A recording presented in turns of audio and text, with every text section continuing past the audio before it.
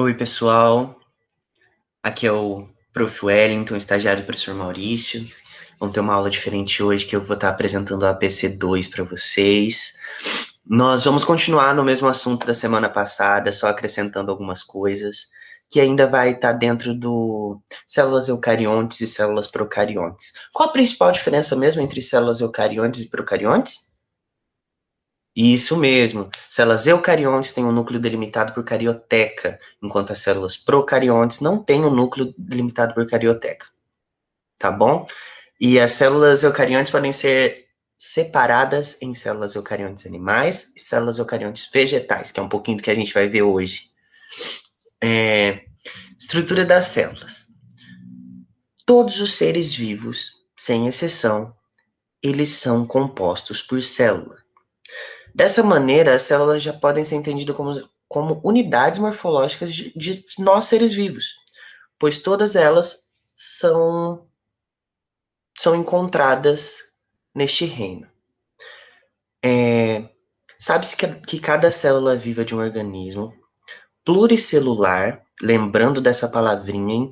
Pluricelular. O que isso remete a vocês? Isso mesmo. Células que são agrupadas em mais de uma. É uma comunidade de células, que é profundamente integrada com as demais células do indivíduo. Poxa, mas o que isso significa? Que todas as células vão trabalhar em conjunto quando são pluricelulares. Cada uma desempenha uma função, nenhuma mais importante que a outra, para fazer com toda essa engrenagem que é o ser vivo consiga dar conta do recado, consiga funcionar bem.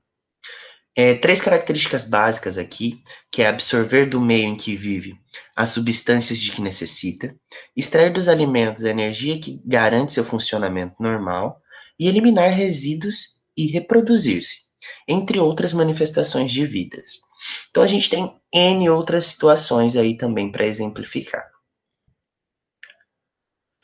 E quando nós falamos de uma célula que não é pluricelular, ela precisa ter uma unidade celular que vai desenvolver o papel do que uma comunidade, por exemplo, faria. Então, ela precisa de uma célula especializada que vai dar conta de absorver, excretar, reproduzir e fazer tudo isso. A gente vai falar um pouco do envoltório celular. Vocês já viram imagem de célula, eu tenho certeza disso, e vocês sabem que a célula elas têm várias funções, elas têm vários formatos. A morfologia de uma célula é muito vasta. O envoltório celular vai manter relativamente constante ao longo da vida do organismo. Vai manter esse organismo relativamente impermeável. Ela vai delimitar o organismo. E esse envoltório é denominado de membrana plasmática.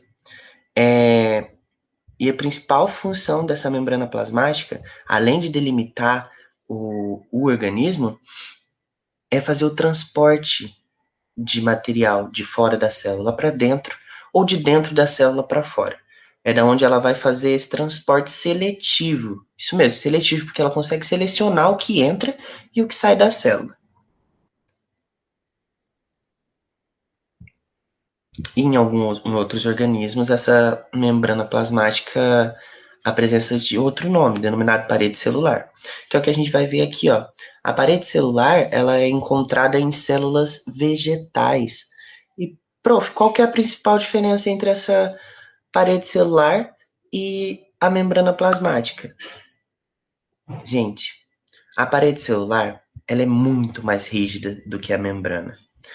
Ela também, a principal composição dela é a celulose, que todo mundo sabe que tem nas plantas. Ela não existe em células animais, apenas em células vegetais, e ela vai ocasionar essa resistência que é característica da célula vegetal. A parede celular é uma camada muito resistente, flexível e ocasionalmente rígida. Está presente em células vegetais, bactérias e fungos.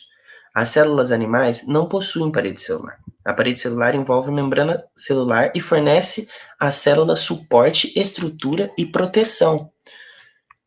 Vocês concordam comigo que uma célula, para vegetal ela tem que ser mais especializada nessa resistência? Depois vocês me falam por quê. Aqui uma imagem da parede celular. Até a morfologia dela é diferente de uma célula, a parede celular da célula vegetal, morfologicamente diferente da parede celular, da membrana plasmática de uma célula animal. Desculpa, gente. Agora vamos para a parte mais importante, que é a membrana plasmática, que é o que vocês precisam conhecer melhor, porque faz parte da gente, faz parte das nossas células. É uma constituição muito fina, elástica e lipoproteica. Gente, quando a gente está se referindo aqui a muito fina, ela é muito fina mesmo. Nós não sabíamos da existência dela até a criação do microscópio eletrônico. O microscópio eletrônico, ele se diferencia do microscópio normal porque ele consegue aumentar mais de 1000 vezes a óptica dele. Então, é muita coisa. E só assim foi possível encontrar essa membrana plasmática e estudar. Dois teóricos, Dawson e Daniel, propuseram em 1954 um modelo que sugere a existência de 4 camadas moleculares na célula. São 2 camadas externas, constituídas de proteínas, envolvendo 2 camadas internas, formadas de lipídios. Em algumas células, a membrana plasmática apresenta determinadas especializações, ligadas à função da molécula, como microvilosidades, desmossomos e interdigitações. Gente, cada célula no corpo, ainda mais num organismo pluricelular, cada célula desenvolve uma função diferente, ela tem necessidade diferente de outras células.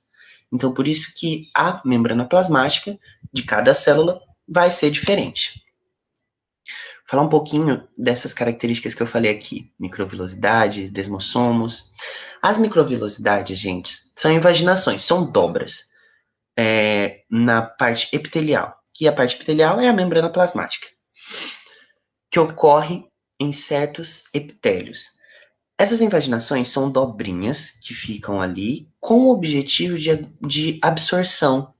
Ela consegue gerar maior absorção para a célula de nutrientes, de oxigênio ou do que a célula vai precisar para ela. E essas microvilosidades são encontradas na nossa célula intestinal, do estômago também, que é uma característica muito forte em lugares que precisam de grande absorção de nutrientes. Os desmossomos, que são diferenciações de membrana muito frequente em células epiteliais. A função é a adesão entre células vizinhas. Lembrando que nós estamos falando de um mundo pluricelular. Esse mundo pluricelular, ele precisa ter adesão de células vizinhas. É impossível que isso não aconteça e que nós tenhamos um organismo pluricelular. As interdigitações, que são dobras existentes nas membranas plasmáticas de 2 células epiteliais vizinhas e que se encaixam perfeitamente com a função de aumentar a adesão das células. Essa parte, ela também vai aumentar a adesão das células, seja no meio ou seja entre as células. A membrana plasmática, ela não isola totalmente a célula do meio externo, gente. Eu havia falado lá em cima que ela é semi-isolada. A célula precisa adquirir substâncias do meio externo. Todos nós precisamos. Nós nos alimentamos. E vocês sabiam que cada célula do nosso corpo também precisa de energia?